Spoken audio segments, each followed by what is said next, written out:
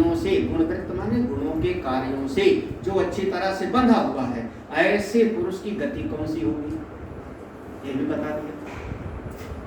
बोल गए ये भी, फिर से सुनो। हाँ अरे अभी भी सवेरे पढ़ा था जी।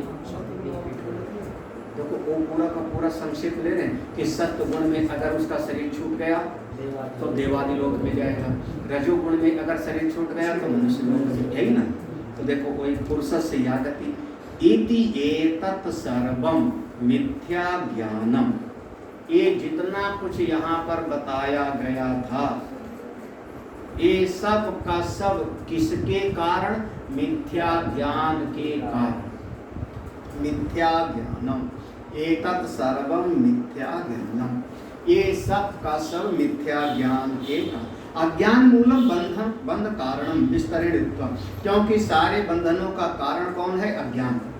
अज्ञान मूलम, अज्ञान ही जड़ है, अज्ञान ही मूल है सारे बंधनों का कारण। विस्तरेण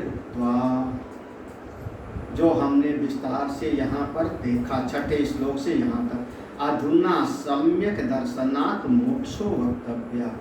अब हम सम्यक दर्शन क्या है, ठीक ठीक यथार्थ दर्शन, वास्तविक ज्ञान क्या है, किस वास्तविक ज्ञान से, सम्यक दृष्टि से मोक्ष की प्राप्ति होगी। मोक्षो वक्तव्य, उसको बताना है। तो मोक्षो वक्तव्य इति आ भगवान, भगवान अब मोक्ष के स्वरूप को बताना प्रारंभ। देखो पहले जीव की स्थिति बता दिया, प्रकृति के गुण बता दिया, फिर ये जीव प्रकृति में बैठ के भोग करता है, उसके बाद फिर उसका सारा का सारा आवागमन का वर्णन बना दिया, पूरा का पूरा गुण का कैसे कैसे हैं, उनका कार्य कैसे है, बांधते कैसे हैं, बंधन में पड़ा रहेगा तो जीव की गति सब बता करके अब बात है कि मोक्ष का उपाय क्या है। किसी डॉक्टर के पास हम जाएं, किसी डॉक्टर के पास और डॉक्टर कहे हाय हाय तुमको तो बहुत भयंकर बीमारी है, कोई उपाय नहीं है तुम्हारे बचने का। हम गए डॉक्टर के पास उपाय जानने के लिए ना, और उसने बताया तुम्हारा लीवर खराब हो गया है, किडनी खराब हो गया है, हार्ट खराब हो गया है, तुमको सर्वाइकल हो रहा है, कमर दर्द है, अर्थराइटिस सब है, सारी बीमारी तो हमको बताओगे कि तुम बहुत बीमार हो, 2-4 दिन के मेहमान हो। हम पूछे कोई उपाय, वो कहे उपाय उपाय नहीं है। तो हम कहेंगे तेरा डॉक्टर आज के बाद तेरे पास कभी आएंगे नहीं, भेजेंगे भी नहीं किसी को। हम उसी डॉक्टर के पास जाएंगे जो आखिरी समय तक कहता रहे घबराओ मत, घबराओ मत, बस ये वाला इंजेक्शन लगाते हैं भी ठीक हो जाओ, ये वाला इंजेक्शन लगाते हैं। वैसे डॉक्टर और वकील, वकील कभी नहीं कहता अपने क्लाइंट को तुम हार जाओ, कभी नहीं कहता, जो भी लेके जाओ। वकील ने सारा कागज देखा, वकील जानता है कि बहुत कमजोर है, बहुत कमजोर है, तब भी वकील कहता घबराते क्यों, आ जाओ आ जाओ बिल्कुल, अरे सारे कागज हैं, अब कागज नहीं होगा तो बनवा लिया जाएगा, आओ अब लड़ना शुरू कर दो। वो 6 महीने में मुकदमा कागज ले जाना है, 6 महीना का कोई एक बताया कि 38 साल मुकदमा चल रहा। 38 साल मतलब दादा ने मुकदमा किया, पोता निर्णय सुनने, बताओ जिंदगी। तो वकील कभी मना नहीं करता, डॉक्टर भी जल्दी मना नहीं करेगा। जिस भी अस्पताल में ले जाओ, अगर डॉक्टर ने ये समझ लिया कि बस ये मरने वाला है 2-4 घंटे में, रात भर में, तो नर्सिंग होम में फिर एडमिट नहीं करेगा, क्योंकि अब हमारे नर्सिंग होम में मर जाएगा कोई मरीज तो हमारी बदनामी होगी, उसका क्रेडिट खराब होता है, इसलिए वो भर्ती नहीं करता शुरुआत में। और अगर देख लिया कि जो है ठीक होने वाला है, या देख लिया कि महीना भर जिएगा, वो जान जाता है सब, वो देख लिया कि हाँ इसका एक्सरे ऐसा है और अल्ट्रासाउंड ये महीने भर खिंच जाएगा, तो भर्ती कर लेंगे, फिर भर्ती करेंगे, 15-20 दिन तक खूब रुपया चूसेंगे, और 15-20 दिन के बाद में कहेंगे अब मेडिकल कॉलेज ले जाओ, वहाँ ले जाओ, बड़ी जाओ। तो पहले नहीं बताए, वो जानता है क्योंकि पैसा निकालना। तो अगर कोई हमको उपाय न बतावे तो किस काम का। तो यहाँ तक तो सारी समस्या गिनाई भगवान ने ना, ये प्रकृति है, इसके 3 गुण हैं, ये ऐसे बांधते हैं, बंध जाएगा तो ऐसे जावेगा। तो उपाय क्या? तो वही कह रहे मोक्षो वक्तव्य है, मोक्ष का स्वरूप भी बताना चाहिए, मुक्ति कैसे मिलेगी। अब ये पक्का समझना, शुद्ध अंतःकरण हो, अंतःकरण सात्विक हो, तभी ये चीज पकड़ में नहीं। अशुद्ध अंतःकरण वाला इसको अगर पकड़ ले कि जो आगे बताया जा रहा है बस वही सही है, बस हमने पढ़ ली, समझना को फिर अभी हमारे योग दर्शन में एक स्थिति है, नाम है अलब्ध भूमकत। अलब्ध भूमकत माने पहुंचा नहीं और मान बैठे कि मैं वहां, जैसे कोई सुन लेवे कि अहम ब्रह्मास्मि, सबको याद है, वो बैठ जावे अहम ब्रह्मास्मि बोलना शुरू कर दे, स्वाध्याय नहीं किया, साधना नहीं किया, उस शब्द को पकड़ के हम दृष्टांत क्या देते हैं, हमारा जो दिया दृष्टांत है कि जैसे हम वैष्णो देवी जाएं यात्रा करने के लिए, यही ना, और वैष्णो देवी यात्रा करके हम दर्शन कर लिए और दर्शन करके वापस आ रहे नीचे वापस आ रहे, तो नीचे कहीं पर जो है चाय की दुकान है, थका हुआ शरीर है, हम चाय की दुकान पर बैठ गए, चाय पीने लगे। दूसरा कोई चढ़ रहा है, ऊपर जा रहा है, और चढ़ता हुआ भी उसी दुकान पे बैठ करके वो भी कोका कोला और खाने पीने लगे। तो हम दोनों बैठे हैं कहाँ, एक दुकान पे, हम दोनों एक ही जैसी कुर्सी पे बैठे हैं, उसी दुकान का कुछ सामान खा पी रहे हैं।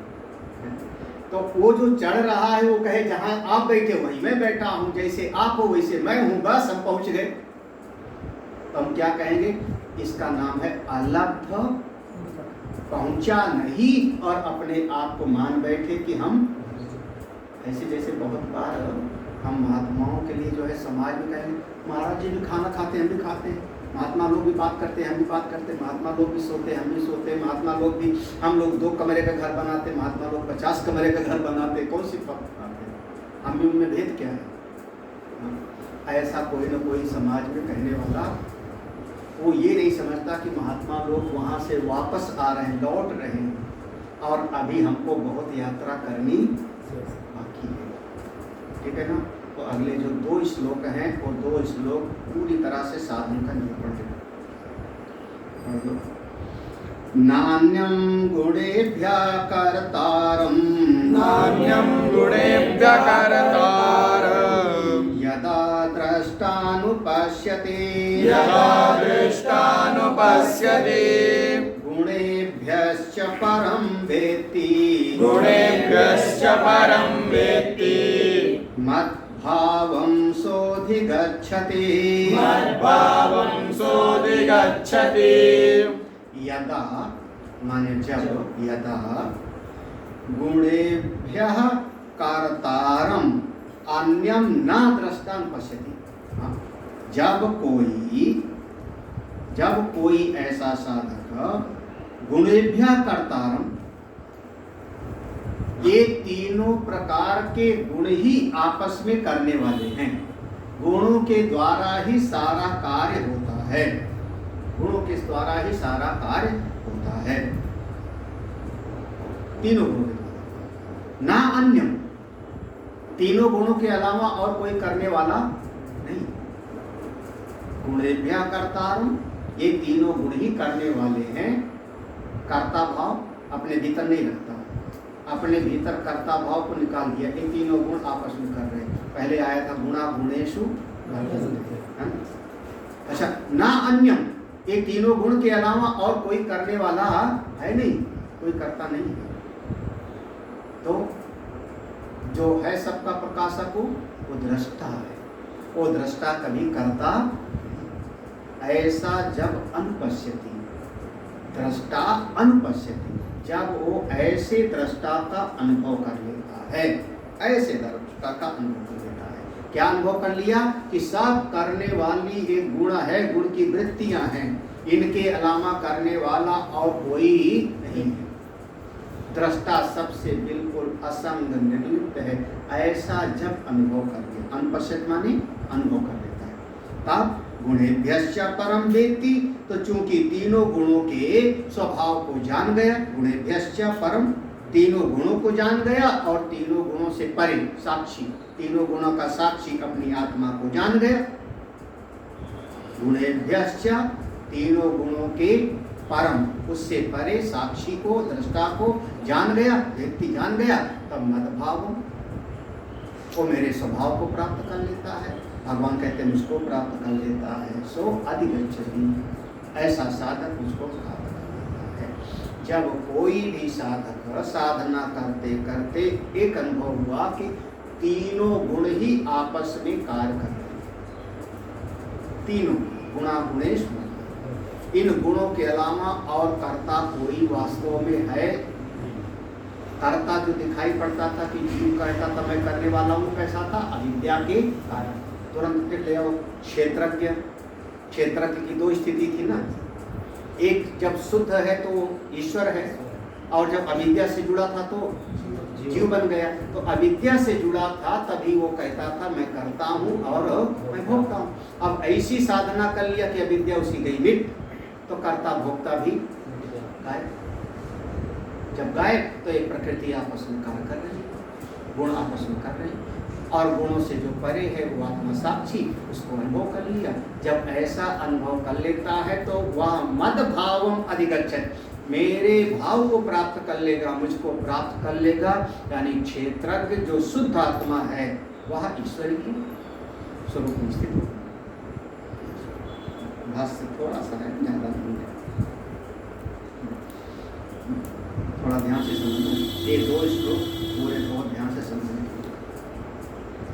न अन्यम कार्य करण विषयाकार परिणतेभ्यो गुणेभ्यः कर्तारम अन्यम यदा दृष्टा विद्वान सन न अनुपश्यति। देखो न अन्यम पहला शब्द है ना श्लोक में, तो इसके अलावा नहीं कोई, इसके अतिरिक्त और कोई नहीं। किसके अतिरिक्त? तो कहते हैं कार्य करण विषयाकार परिणतेभ्यः, जो कार्य करण के रूप में जो बदल गया है। परिणताकार जैसे आप समझिए, क्या कहें, जैसे मिट्टी ही घड़े के रूप में बन गई है, यही ना।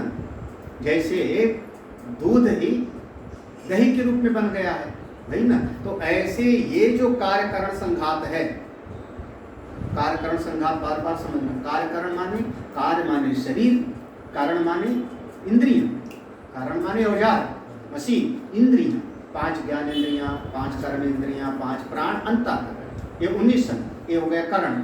तो स्थूल शरीर और सूक्ष्म, स्थूल शरीर को कार्य और सूक्ष्म शरीर को करण। तो ये जो है कार्य करण विषयाकार परिणतव्य, एक शरीर कार्य करण के रूप में वो प्रकृति बनी हुई है। वही प्रकृति के 3 गुण इस रूप में बन गए हैं, जो पंचीकरण से पढ़ा हुआ है ना, कि आकाश के सत्व गुण से ज्ञानेंद्रियां बन गई, उनके मिश्रण से अंतःकरण बन गया, यही ना 5 महाभूतों के, फिर 5 महाभूतों के रजोगुण से कर्म, तो ये इसी रूप में बन गए।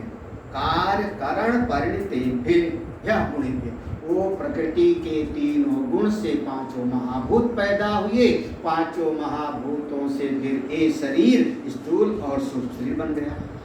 तो इसी स्थूल और सूक्ष्म शरीर के अलावा, गुणों के अलावा कर्तारम अन्यम ना, और कोई दूसरा करने वाला नहीं।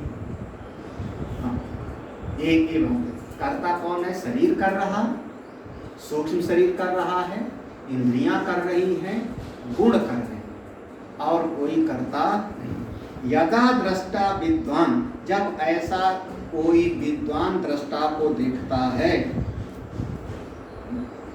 यहाँ सन है ना, सन माने होकर के, विद्वान सन, विद्वान सन माने विद्वान होकर के, विद्वान होकर के जब वो दृष्टा को देखता है, तब वो समझ जाता है कि कार्यकरण संघात आपस में कार्य कर रहा है, और दृष्टा इनसे सब, वही क्षेत्र में कार्य हो रहा है, क्षेत्र उससे अलग, शरीर कर रहा है, इंद्रियां काम कर रही हैं, स्वभाव वस्तु प्रबल। आंख का काम है देखना, आंख खुली तो देख रही, आत्मा तो प्रकाशक है, सब कर परम प्रकाशक जोई, राम अनादि अवधपति। देखो फिर गुणा एव सर्व अवस्था सर्व कर्माणाम कर्तारा इति एवं पश्यति। भाष्यकार ने कह दिया देखो, गुणा एव, ये तीनों गुण ही सर्व अवस्था, सारी अवस्थाओं में, सर्व कर्मणाम, सारे कर्मों को करने वाला कर्तारा, सभी अवस्थाओं में सभी कर्मों को करने वाले कौन है? तीनों गुण ही हैं। एवं पश्यति, जो ऐसा देखता है, जो ऐसा देखता है। पहले तो ये देखा, अब दूसरी चीज, दूसरा भी देखता है। दूसरा क्या देखता है? गुणेभ्यः च परम गुण व्यापार साक्षी भूतम वेत्ति। गुणेभ्यः च परम, गुणों से परे, तीनों गुण, प्रकृति के तीनों गुण से बना हुआ कार्य कारण संघात, इनसे परे कौन? गुण व्यापार साक्षी भूतम, ये तीनों गुण का जो काम चल रहा है, सत्व रजतम का जो कार्य चल रहा है, इनके सारे कार्यों का जो साक्षी है कौन? जो दृष्टा, साक्षी, उसको जो व्यक्ति जो जानता है। अब एक एक वृत्ति को आप जान रहे हो ना, अब हमको जो है एक काम करना है, इस वृत्ति को भी हमने जाना, हमसे ये काम नहीं हो पाएगा। इस मन में जो वृत्ति आई इसको भी हमने जाना, सत्व गुण वृत्ति को भी जानता हूँ, रजोगुण की वृत्ति को भी जानता हूँ। और अब हमको आलस आ रहा है, सोने जा रहा हूँ, इस वृत्ति को भी तो मैं जानता हूँ ना। एक एक वृत्ति को आप जानते हो, एक एक वृत्ति, एक एक विचार को जानने। जब ऐसा कोई जान लेता है तो वो जो जानने वाला दृष्टा, साक्षी, वही क्षेत्रज्ञ है, वही आत्मा है, वही ईश्वर है। तो मद भावम मम भावम सा दृष्टा अधिगच्छति। देखो, वही दृष्टा मेरे भाव को प्राप्त कर लेता है, मुझसे एक हो जाता है, फिर वह अलग नहीं रहता, वह अपने ब्रह्म स्वरूप को प्राप्त कर लेता है, मुक्त हो जाता है। कथम अधिगच्छति इति उच्यते, कैसे पहुंचता है, इस बात को अगले श्लोक में कहते हैं। तो आज यहाँ पर कहते हैं